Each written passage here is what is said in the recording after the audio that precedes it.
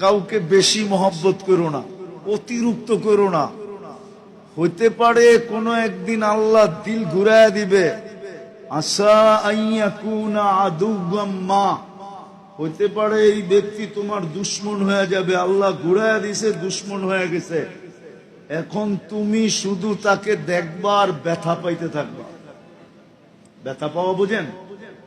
পাবেন না? না বলবেন না? এত আপন ছিল, এত ভালোবাসতাম, এত মোহাব্বত, লোকটা দুশ্মন হয়ে গেল। তীর মারলে যতটুকু না লাগতো এর চেয়ে বেশি উড়ে দেখলে আপনার দিলে লাগবে। আল্লাহর রাসূল বলছে বেশি ভালোবাসো না, অতিরিক্ত বাসো না। হইতে পারে আল্লাহ দিল ঘুরাইয়া দিবে, তোমার দুশ্মন হয়ে যাবে। আসা ইয়াকুনা আদুওয়াম মা।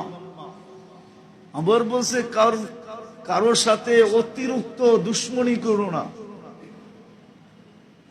অতি মাত্রায় দুশ্মনী করো না। আসা আইয়াকুনা আহাব্বাম মা, হতে পারে আল্লাহ দিল ঘুরাইয়া দিবে, একদিন তোমার বন্ধু হয়ে যাবে।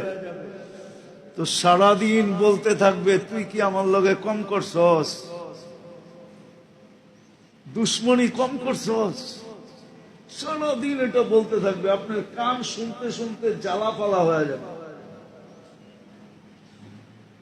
যদিও আমাদের স্বভাব, যদিও আমরা ঘুরতে থাকি, যার কাছে আমার প্রয়োজন তার পিছে পিছে, কিন্তু আমার এটা বুঝানোর জন্য, নাহলে আমার এটা আলোচ্য।